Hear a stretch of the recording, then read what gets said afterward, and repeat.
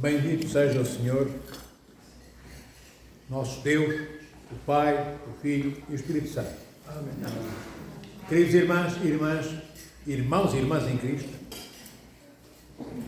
no Evangelho de hoje, que nós ouvimos todos os anos, sempre a mesma narrativa nos é proclamada, seja pelo diácono, pelo proto-diácono, pelo presbítero, na falta de um diácono, mas sempre a narrativa é idêntica, sempre ela é igual, e nós muitas vezes tomamos estas informações que são ensinamentos de Nosso Senhor Jesus Cristo, que nos vem na Sagrada Escritura, como algo rotineiro, porque já ouvimos muitas vezes, porque já estamos acomodados naquilo que pensamos saber, não prestamos atenção.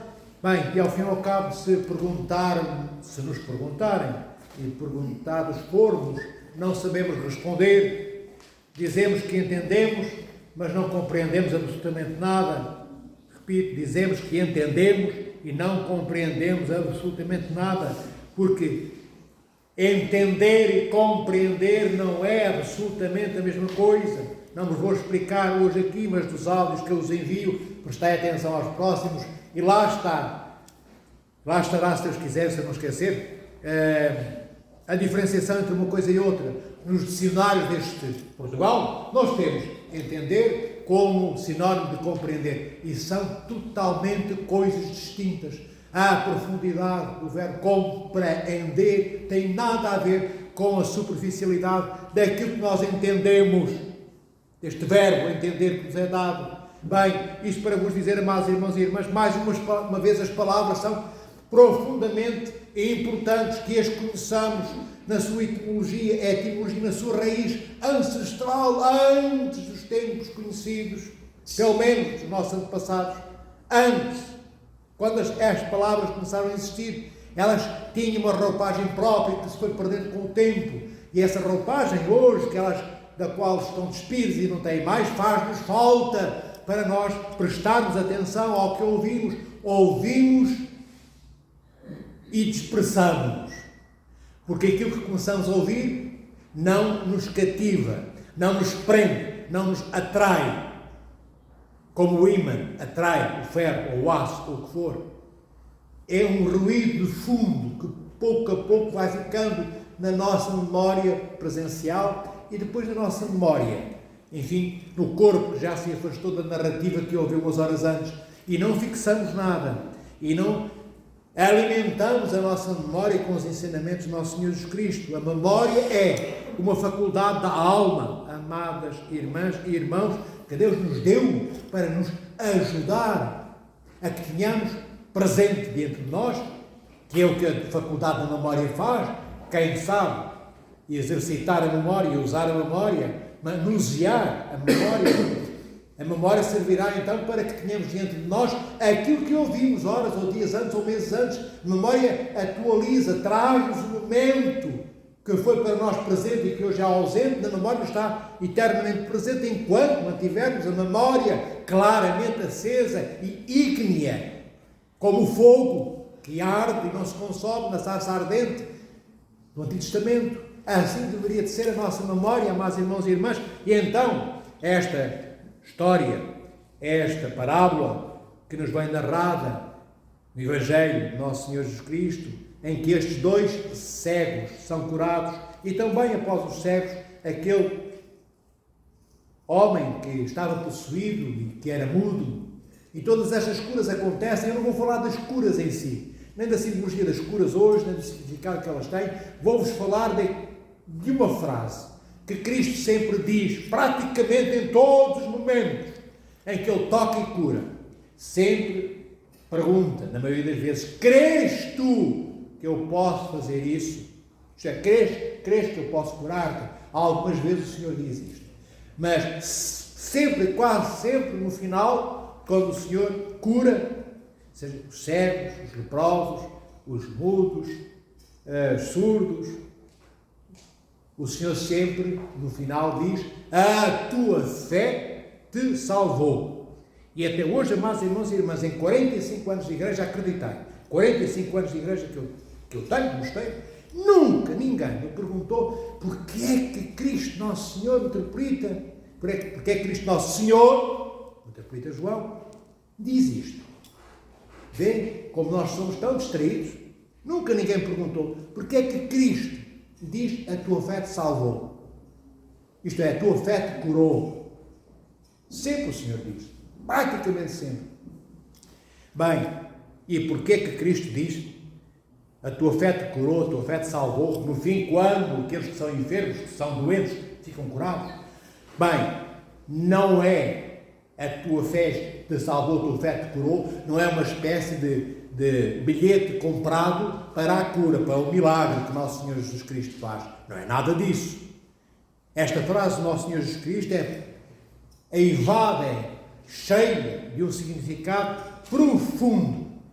A tua fé te curou, a tua fé te salvou, significa, amados irmãos e irmãs, que aquele que é curado, ou que pediu ao Senhor que o curasse, tem disposição, tem inclinação interior para ter um relacionamento de amor, uma relação de amor com Deus, na pessoa segunda do Verbo de Deus encarnado, que é Nosso Senhor Jesus Cristo, saído do ventre de Maria. Então, se tens fé, ou a tua fé te curou, significa tu participaste na tua cura.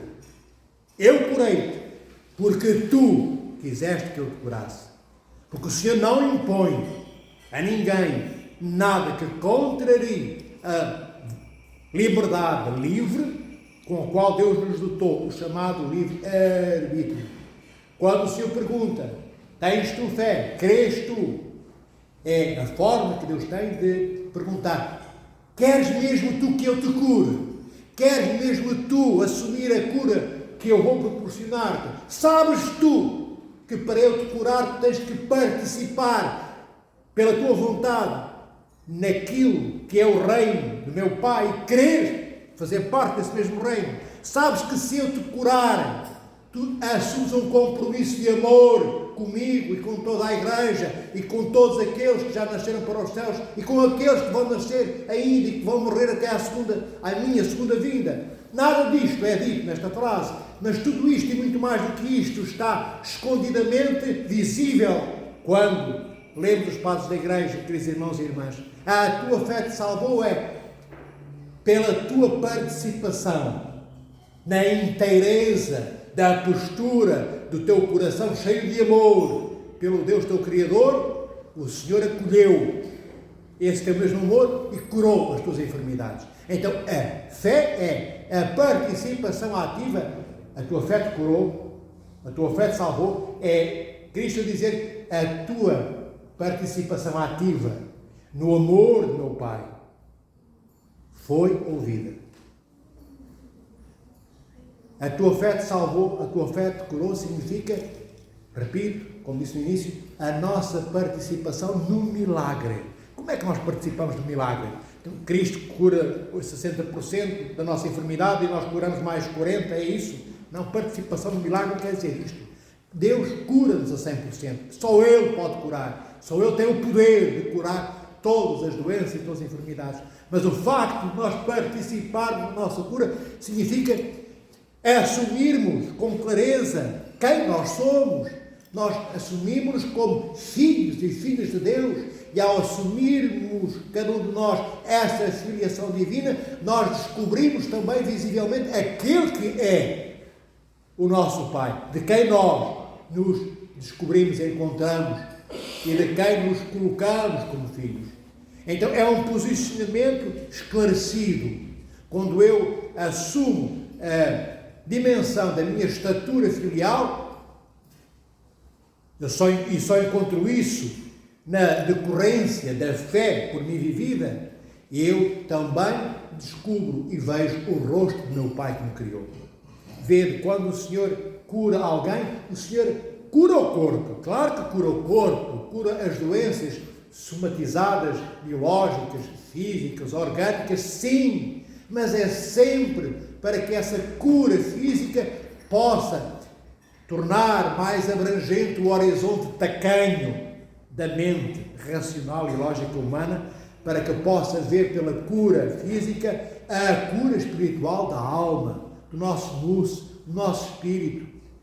que é aquela ponta fina da alma, como dizem os santos padres da Igreja, que vê Deus. Foi criada para estar desperta, concentrada no Deus que os outros sentidos não tocam e não veem, amados irmãos e irmãs. A nossa mente racional não é capaz de ter nenhum tipo de relação com Deus. Nós não conheceremos nunca Deus. Nós não comungaremos nunca com Deus através da razão, através do pensamento crítico, através da lógica racional humana. Nunca! Não porque eu o digo, mas porque os padres da Igreja, os padres apostólicos, os padres do deserto, os santos e castas, não o afirmam e fundamentam numa argumentação incontornável e incontestável, porque é que pela razão não podemos entender o Senhor nosso Deus. Deus não está ao nível da compreensão intelectualizada e enraizada na nossa mente racional. É através do nosso coração que nós descobrimos nesse encontro com Deus o princípio da nossa comunhão com o Senhor. Como aconteceu com os cegos de hoje, como aconteceu com aquele possuído e mudo. Os cegos, amados irmãos e irmãs, eram cegos, de facto, como vem narrado no Evangelho de hoje.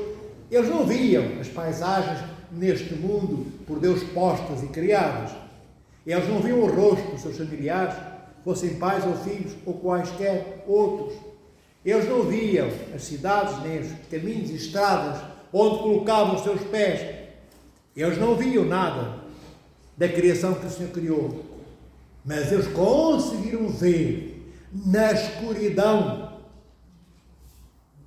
posta em todas as coisas que eles não viam, eles conseguiram ver que aquele era o Senhor que tinha o poder, aquele, Cristo, o Verbo encarnado, Jesus Cristo. Eles conseguiram ver estes três enfermos, os dois cegos e o mudo possuído. Conseguiram ver o que os olhos humanos não viam. Eles conseguiram ver através do coração, que é o ponto, o epicentro, onde o nosso encontro e a nossa comunhão com Deus podem acontecer, queridos irmãos e irmãs. Eles conseguiram entender que entre todos aqueles que estavam vivos em Israel, só aquele Senhor os podia curar. E o Senhor curou. E o Senhor curou. Bem, o Senhor diz-lhe, por favor, não propaleis. Não, isto é, que cada um de vós fique calado. Não é bom anunciar-vos o que aconteceu. O Senhor não queria popularidade naquele momento. Bem, mas eles não se coibiram, não ouviram o que o Senhor disse, ou então ouviram, mas foram anunciar a todo Israel, dando testemunho do milagre que lhes aconteceu nas suas vidas. Este milagre que o Senhor fez, pondo, por exemplo, estes dois cegos a verem pela primeira vez, eles que nunca tinham visto coisa alguma, esta visão que o Senhor lhes dá também nos olhos físicos e orgânicos, é uma visão que o Senhor nos dá a nós também. E o Senhor pode dar-nos também a nós, além dessa visão física, aquela que deu aos cegos. Aquela que permitiu, quando os cegos eram cegos, verem para além da cegueira biológica, humana, a natureza, a divindade, a beleza daquele Senhor, que era Deus encarnado, profundamente bondoso na sua forma de amar, não rejeitando, não passando ao lado daqueles que eram necessitados de olhos que vissem também a criação e a beleza de toda a criação que Deus nela pôs. Mas Deus também nos curará, amados irmãos e irmãs, porque nós vemos ainda as portas do chão, nós vemos as escadarias, nós entramos no carro, pegamos no volante, nós vemos a estrada à esquerda, à direita, os sinais de trânsito, nós vemos o mundo hoje. E aquilo que nós deveríamos de ver, de facto ver, nós não vemos. Nós não vemos as necessidades dos nossos irmãos. Nós não vemos, amados irmãos e irmãs, que é a altura de pararmos a nossa loucura tão abrangente, tão vasta, que por tão vasta e tão abrangente e tão grande ser, não deixa de ser profundamente, miseravelmente tacanha, que é a soberba da nossa mente humana. Damos ao ponto, damos-nos ao luxo, quero dizer, de decidirmos não ver este nosso Deus Criador. Não ver que Ele é Deus. Damos ao luxo, utilizando a mente que Deus nos deu para aquilo que eu já vos irei dizer para o que foi, e usamos essa mente para contestarmos o nosso Criador. Nós vamos colocar Deus sob sufrágio, plebiscitamos Deus. Nós vamos decidir se este Deus de Abraão, Isaque e Jacó é de facto o Deus verdadeiro. Se este Deus que se revela na Santa Igreja Ortodoxa do Nosso Senhor Jesus Cristo é o meu Deus, ou não é? E normalmente nós que temos uma panóplia de deuses forjados já em milénios e séculos passados e também inventados no tempo presente, vamos depois comparar com os nossos deuses do mundo o único Deus Criador. Todos os outros, a que chamamos deuses neste mundo, são fantoches, são nada, só há um Deus verdadeiro. Então nós somos cegos, como eu dizia, amados irmãos e irmãs, porque se tivéssemos um bocadinho da lucidez intelecto-intuitiva destes dois séculos de hoje, nós saberíamos, porque a nossa alma distinguiria pelo odor, pela fragrância, mesmo sem palavras ouvidas ou ditas, onde está de facto a Igreja de Nosso Senhor Jesus Cristo. Não haveria confusão em nós, porque a apreensão daquilo que nós iríamos assimilar, não iríamos colocar no crivo, na triagem da mente racional, e iria diretamente para o luz, para o espírito, para a ponta fina da alma, para o coração da alma, que foi criado para poder olhar para o Criador. E nós, amados irmãos e irmãs, sujeitamos Deus a uma outra faculdade que é importante da alma. Quando falarmos sobre estes assuntos da alma, ireis perceber melhor. Esta faculdade da alma, a mente racional, é uma faculdade cognitiva. Um dos poderes cognitivos da alma é importante, mas não é para isto. Todos os poderes cognitivos da alma, como por exemplo a capacidade de racional, e muitos outros, a opinião, a imaginação, enfim, os sentidos, tudo isso faz parte, são instrumentos que a alma tem, que fazem parte dos seus poderes cognitivos. Foram-nos dados, esta mente racional, com tudo o que ela comporta, foi-nos dada para poder fazer uma leitura periférica em função de nós, em função daquilo que Deus criou que está à nossa volta, para que nós possamos ver cada uma das coisas que Deus criou e possamos fazer nessa triagem, e nessa leitura, podemos fazer uma síntese, e depois uma sumarização dessa síntese, passá-la depois para os outros poderes cognitivos da alma, e também apetitivos, e também sensitivos. Um dia falaremos sobre estas qualidades da alma. Isso são qualidades importantes, mas temos que saber usar lá no sítio certo, onde Deus nos disse que elas têm a capacidade para serem usadas. E nós somos anarcas e anarquistas. Somos caos que provoca caos. É como utilizarmos uma colher de pedreiro que serve para atirar massa, cimento para uma parede e pô-la no prato e com ela comermos a sopa. Não, ninguém consegue comer a sopa com uma colher de pedreiro. Não sabem sequer o que é uma colher de pedreiro. É desse tamanho e é lisa. Não há como segurar ali líquido nenhum. É como fazer isso, amados irmãos e irmãs. Quando utilizamos a mente humana, porque nós temos aquela certeza que a nossa liberdade pode ser usada para aquilo que nós entendemos que ela deve ser usada.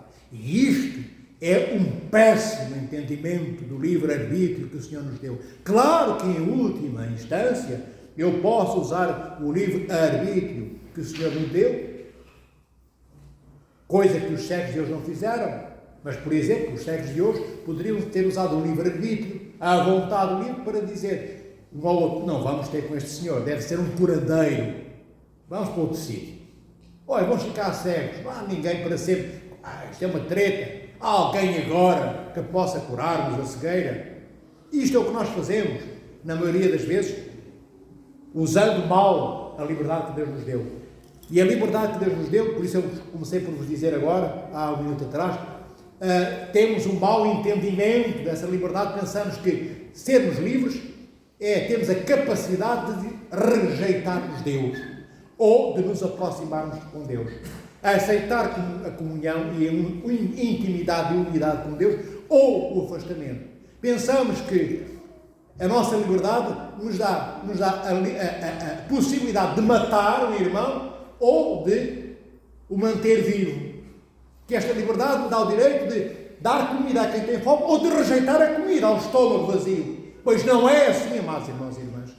O livre-arbítrio que o Senhor nos deu, ainda que em última instância, e apenas porque mal manuseado, mal usado, mal transportado por nós, leva-nos a usá-lo para nosso propósito pessoal, e então fazemos isto que eu acabei de dizer. Mas esse livre-arbítrio, em primeiro lugar, foi-nos dado para que, de forma livre, não rejeitemos Deus, mas de forma livre, pessoalmente, no exercício pleno da nossa liberdade, nós possamos livremente, como que quer dizer livremente, consciente e lucidamente. Isto é, eu sei o que estou a fazer.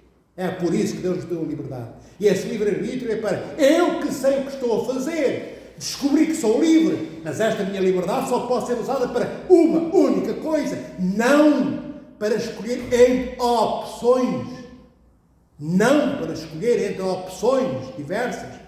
Esse não é o propósito do livre-arbítrio, mas para que eu, descobrindo o livre-arbítrio que Deus me deu, descobrindo que sou um ser humano livre perante meu Pai Criador, então eu não tenho que escolher entre opções. Eu sigo livremente pelo único caminho que posso seguir, ao encontro do Pai de quem sou filho. Deus não deveria estar ao nível de ser escolhido, apenas ser amado, apenas de ansiarmos de lágrimas correndo até ao tornozelo, do rosto abaixo, por ainda estarmos distantes do Senhor. Damos ao luxo de fazer esperar Deus por esse encontro. Nós damos ao luxo macabro de não só deixarmos Deus esperando, como negamos esse encontro e essa comunhão de amor com o Pai, com Deus que nos criou. Nós afundamos-nos nas paixões deste mundo, abraçamos, beijamos na boca, de forma escandalosa e bácora, o mundo que despeja sobre nós o lixo. O mundo é como uma cloaca de uma galinha. Se não souberes, não explico agora, perguntai uns aos outros, cada um de vós sabeis, mas é isso que o mundo pode ser e é, tantas vezes. É uma lixeira que é despejada sobre nós, dentro da nossa alma, na nossa vida, nas nossas relações humanas, nos apelos que lança sobre nós o mundo. E tudo isto nos afasta, queridos irmãos e irmãs, de podermos ser lídimos representantes daquela que deveria ser a genuína capacidade de bem administrarmos a liberdade que Deus nos deu. Nós somos responsáveis pela administração boa ou má que fazemos dos tão vastos e tantos e tão grandes dons que o Senhor nos deu. E um deles, queridos irmãos e irmãs, é este. É dever nosso, é aprendermos o que é este livre-arbítrio, é aprendermos o que é esta liberdade que nos vem desta palavra esquisita que muitos não entendem.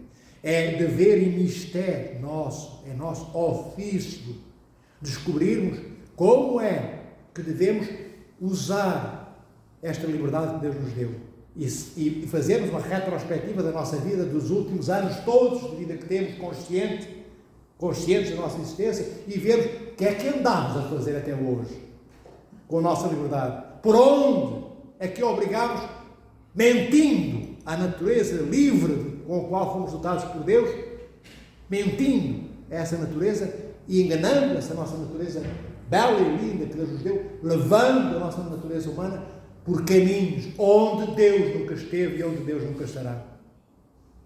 Perguntemos também,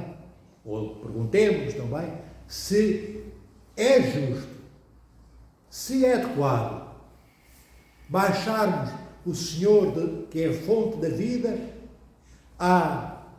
como eu disse há pouco, pequenez desta nossa mente racional, que da racional tem muito pouco. Deus também é um Deus racional. Deus também é um Deus lógico. E onde é que nós vemos que Deus é racional? Bem, no Logos, no Filho, que é a razão do Pai. que é a razão de Deus. Vemos que Deus é racional e lógico na ordenação angélica das coisas criadas ao nível dos anjos. Vemos essa ordenação também racional e lógica em todo o tecido que está subjacente à harmonia que sustenta o cosmos criado, o universo. Vemos isso nos mais de 3 trilhões de células bem organizadas, mais de 3 trilhões de células que o nosso organismo compõe, naqueles mais de 2,5 milhões de códigos que o ADN tem, o nosso humano, mais de 2,5 milhões de códigos, todos ordenados pelo Senhor nosso Deus. E aqui nós vemos que o nosso é um Deus racional, é um Deus que é lógico, mas não é um Deus que se relaciona connosco de forma racional e lógica. Ele não enjeita isso, mas não é por aí, não é por esse caminho que o Senhor comunga connosco. Ele comunga connosco no relacionamento pessoa a pessoa. Por isso, nosso Deus não é uma abstração essencial, isto é, não é apenas uma essência abstrata, uma natureza abstrata. O nosso Deus, que tem de facto essência, que tem de facto natureza divina, como este Cristo, que hoje no Evangelho, Verbo de Deus encarnado, cura aqueles 2 cegos, e o mudo e o surdo, que é um só, tem de facto natureza e essência divina, o Senhor nosso Deus, este Deus triúnico, o Pai, o Filho e o Espírito Santo, mas este Deus que é todo Ele outro, todo Ele inalcançável, todo Ele impossível para nós de descobrirmos na sua essência o que Ele é depois aquele que se revela e se dá a conhecer com odores, com cheiro próprio, na pessoa do Pai, na pessoa do Filho, na pessoa do Espírito Santo, nestas 3 hipóstases divinas. Ele é o Deus que se revela com rosto. Cada uma das pessoas divinas é o rosto da essência enquanto Pai, é o rosto da essência enquanto Filho, o rosto da essência divina, ou natureza divina enquanto Espírito Santo. É pela pessoa, pela hipóstase de cada uma das pessoas divinas, que nós conhecemos um pouquinho da divindade do Senhor. E sabemos que nessa divindade, nessa essência, o Senhor é o quê? Naquilo que é comum às 3 pessoas divinas, o Pai, o Filho e o Espírito Santo, têm a mesma essência divina, são os 3, são as 3 pessoas, o Pai, o Filho e o Espírito Santo, são omniscientes, são omnipotentes, são omnipresentes, encontram coeternamente o Filho e o Pai a sua vida no Pai, o Filho e o Espírito Santo encontram coeternamente a sua vida no Pai. O Pai é a fonte de vida ao interior da Santíssima Trindade, mas porque gera o Filho e faz com que o Espírito Santo proceda de si, mas o Pai gera o Filho de forma coeterna e expira o Espírito Santo de forma coeterna. O que é que quer dizer? É importante as palavras. Se não souberes o que é que quer dizer coeterno, não sabes o que é que eu estou a falar. Coeterno, uma linguagem assim para que todos entendam, significa que o Filho e o Espírito Santo têm a mesma idade do Pai. Só que não podemos falar de idade ao interior da Santíssima Trindade, porque em Deus, que é a vida incriada, não há tempo. Está para além, nem sequer está na temporalidade, está para além da temporalidade. Então, coeterno quer dizer que nunca houve Pai, que não houvesse Filho, nunca houve Pai e não houvesse Espírito Santo. Desde antes de todos os tempos e todas as idades, antes de todas as fundações pré-eternas do mundo, Deus era Deus. O Pai era Pai. E como o Pai é Pai, o Filho é Filho, o Espírito Santo é Espírito Santo. Então, coeterno, gerar coeternamente, significa que o Pai nunca esteve sem o Filho, o Pai nunca esteve sem o Espírito Santo. Não há, nesta eternidade, o Pai ser mais velho do que o Filho e o Espírito Santo. Uma linguagem pequenina e pobre é isto, mas espero que tenham entendido. Coeterno significa, diríamos, outra vez uma coisa que não se pode dizer, existir ao mesmo tempo que. Significa que o Verbo e o Espírito Santo existem ao mesmo tempo que o Pai. Mas não podemos dizer isto, existem ao mesmo tempo que o Pai, porque Deus não está ao nível da existência. Porque tudo que está ao nível da existência tem de ser criado, e tudo aquilo que é existencial tem um momento em que não está ao nível da existência, em que não existia e passa a existir. Em Deus isto não existe, na Santíssima Trindade nunca houve momento algum, para além de todos os momentos, porque nem sequer podemos dizer nunca houve momento algum. Quando eu falo e utilizo o termo momento, já estou no tempo temporal, linear, sequencial do cosmos, do tempo e do espaço criado. Já estou na vida criada. Em Deus não há momento. Em Deus só há o imediatamente e eterno agora. Bem, não vos vou falar mais muito destas coisas, mas nessas coisas que eu envio para todos vós, um destes dias enviarei, esta semana, se vocês quiserem, algo sobre isto para que entendais. Para que entendais o quê? Esta história do Evangelho, para que não fiquem diante de nós só dois ceguinhos, necessitados de olhos, e um homem muito bondoso, por acaso é nosso Senhor Jesus Cristo, dirão alguns, que na sua bondade cura. E temos então um Deus tão pequenino, que é só aquele Deus que cura. E os ceguinhos ficam muito felizes porque foram curados. E andamos nisto. E não passamos desta horizontalidade e desta negritude, de total ausência de conhecimento e de comunhão com Deus, para aquilo que o Senhor nos pede que nós sejamos. Nós temos que ter verticalidade também no nosso conhecimento. Temos que passar ao fim de 10, 15, 20, 30, 40, 50 anos a conhecer um pouco mais da Igreja e daquilo que na Igreja habita, pelos ensinamentos que nos foram deixados por nosso Senhor Jesus Cristo, pelas Sagradas Escrituras, pela santa tradição da Igreja, pelo parâmetro de vida que os santos e santas nos deixaram, por aquilo que os nossos irmãos nos dão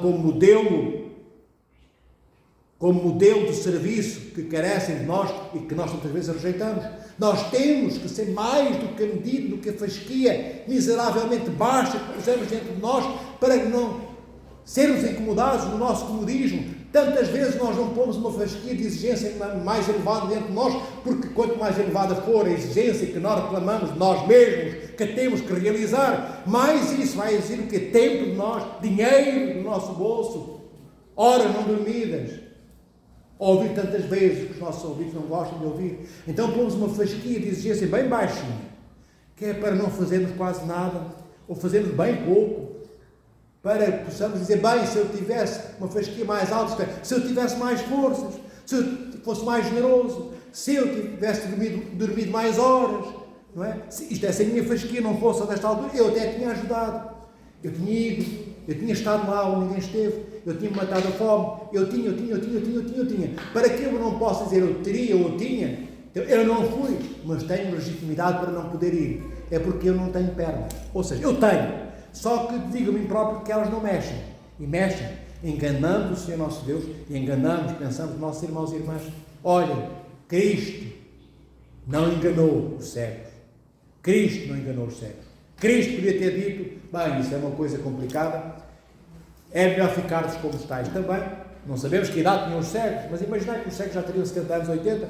Outro que não Cristo podia ter dito, bem, já sois tão velhos, porque que agora até podeis ter um infarto, ao fim de 60 anos, de cegueira, começam a ver coisas que nunca vistes, a beleza vai ser tão grande que podeis ter um AVC, um infarto e morrer-vos, melhor ficar cego, sei lá, tanta loucura que alguém que não for a Cristo, no lugar de Cristo, poderia ter dito àqueles cegos. É o que nós fazemos. Nós vendemos loucura, nós vendemos anarquia, vendemos coisas caos aos nossos irmãos, para que fiquem assustados diante da novidade de uma vida renovada e não enjeitem aquilo que já conhecem como tipologia de vida, para que, continuando eles como são, não precisando de nada do que eu tenho, do que eu sou, eu possa continuar livre, penso eu.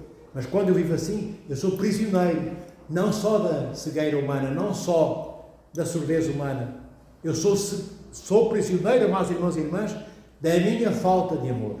E nessa falta de amor, então eu só uso a mente humana, eu só uso a mente racional. Nunca conseguirei entender, muito menos compreender Deus, e muito menos comungar e ter um relacionamento pessoal com Deus, que é isto que nos vai, voltando ao princípio do Evangelho, a tua fé te salvou, a tua fé te curou. Esta frase de Cristo é dita a todos aqueles que Ele curou, e está também para ser dita a todos nós por Cristo, esta mesma frase, se nós quisermos também ser curados por Cristo nosso Senhor. Então Ele também nos dirá, queres tu a cura, queres tu que eu te cure, crês tu que eu sou capaz? E se nós dissermos, pelo menos, como é dito no outro período do Evangelho, eu creio, Senhor, mas ajuda na minha incredulidade. Há uma outra parte do Evangelho que isto é dito. O que é que esta frase quer dizer? Também nunca ninguém me perguntou. Olha, e certamente que eu sei que 99% não sabeis. O que é que quer dizer? Eu tenho fé, eu creio, mas ajuda-me na minha incredulidade. Primeiro temos de saber o que é quer dizer fé e depois o que é que significa incredulidade. E as duas coisas juntas. E é esta coisa que parece antagónica. Então eu creio e ajuda-me na minha incredulidade. Quer dizer, então eu creio, não creio. Esta frase significa que eu creio, Senhor, talvez a 20%, a 30%, vamos dividir em percentuais, a 15%, mas os outros 85% é incredulidade, eu tenho dúvidas, não creio, eu julgo, eu jogo tudo no crivo triturador da minha mente racional. É isto que é dito pelo outro diante de Cristo, que pede: Senhor, eu creio, mas ajuda-me na minha incredulidade. Isto é, eu comecei a crer o que ele quer dizer, mas falta tudo o resto. E o Senhor preenche, quando nós nos disponibilizamos na aceitação da realidade que nós vivemos, encarando-a de frente, sabendo que estaria a mentir se dissesse: eu creio absolutamente, eu não tenho dúvida alguma quanto ao que tu és, enquanto Deus, enquanto meu Pai, e eu enquanto teu Filho. Bem, temos que ser honestos, profundamente honestos, e dizer: Senhor, eu creio que eu comecei a crer, mas falta-me aquela fé que ainda não alcancei. Ajuda-me na minha incredulidade, preenche o que me falta, dá-me forças para eu continuar até alcançar a plenitude da fé que ainda não tenho. Veem como é tão importante, são 2, 3 coisas das quais eu vos falei, palavras que não conhecemos, frases que não entendemos, cujo significado não tem nenhum nexo para nós, e diante destas coisas nós não perguntamos, filhos. Ninguém vai para a praia, penso eu, sem ver se a bandeira está verde, amarela ou vermelha, pelo menos há 80 anos ou 90 no meu tempo, ou há 100 anos, quase, era assim. Há 100 anos não sei se era. Bem, temos que prestar atenção às marés. Maré alta, maré baixa. Se não sabemos, nós perguntamos. Porquê? Porque gostamos de molhar o rabinho e o pé na água. Gostamos de pôr o pezinho no verão na areia. Gostamos de andar de calção ali, apanhar a frescura, não é? No nosso corpo. E outros, por vaidade, mostrando aquilo que as roupas escondem e que ali, desnudados das mesmas, podem mostrar. Fazemos isso no mundo, mas não fazemos em função da única coisa que deveríamos fazer, que é descobrir este amor de Deus.